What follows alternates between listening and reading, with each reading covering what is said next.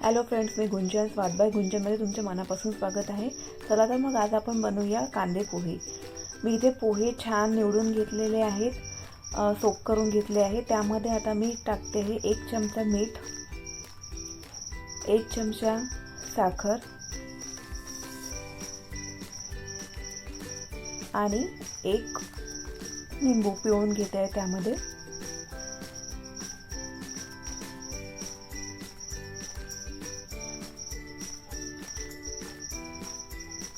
त्यानंतर आपल्याला हे सगळं पोहे मिक्स करून घ्यायचे आहेत।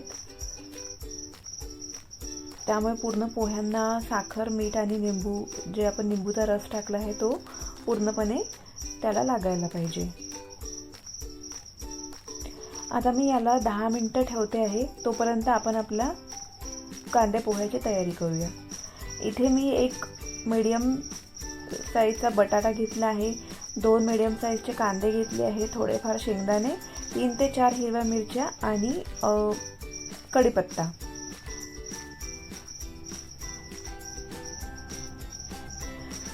चला तर मग आपण सुरुवात करूया आपल्या पोह्यांना। कढई ठेवली आहे, कढईमध्ये थोडं तेल घेतलेलं आहे। तेल गरम झाल्यानंतर यामध्ये आपल्याला ॲड करायची आहे मोहरी। मोहरी तडतडली की जिरे। त्यानंतर आपल्याला यामध्ये ॲड करायचे आहेत शेंगदाणे आणि बटाटे।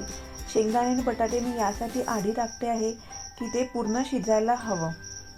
बटाटे छान शिजून झाले की चवीला सुद्धा ते छान लागतात। तुम्ही बघू शकता इथे मी बटाटे शिजायला ठेवले आहे। याला आपल्याला 2 ते 3 मिनिटं शिजवून घ्यायचे आहे।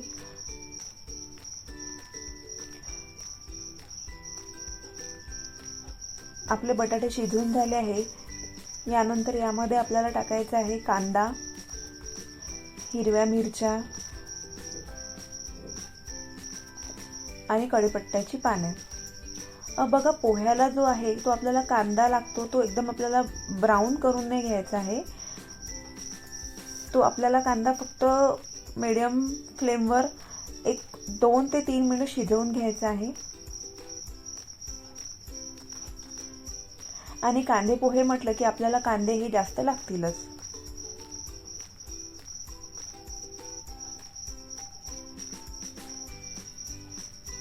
आपला कांदा शिजून झाला आहे।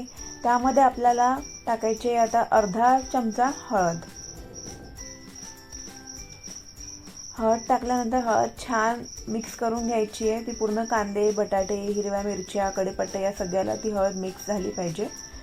यामध्ये आता आपल्याला टाकायचे आहेत पोहे।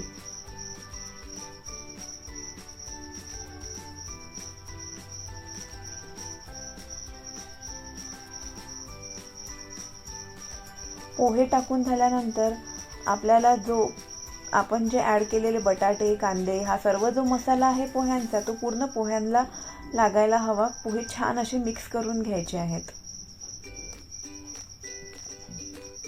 तुम्ही बघू शकता पोहे छान मिक्स होत आहेत।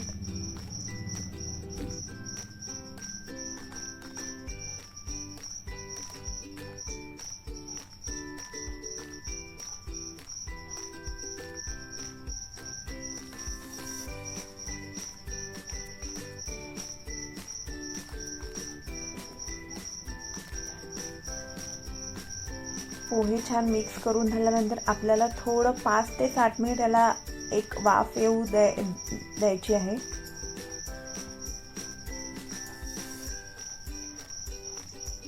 इथे छान पोह्यांना वाफ येऊन झाली आहे। गॅस बंद केला आहे मी। तुम्ही बघू शकता आपल्या पोह्यांचा कलर किती सुंदर आला आहे। यामध्ये आपल्याला आता मिक्स करायचे आहे कोशिंबीर। कोशिंबीर मिक्स केल्यानंतर कोशिंबीर आपल्याला पूर्ण परतून घ्यायची आहे।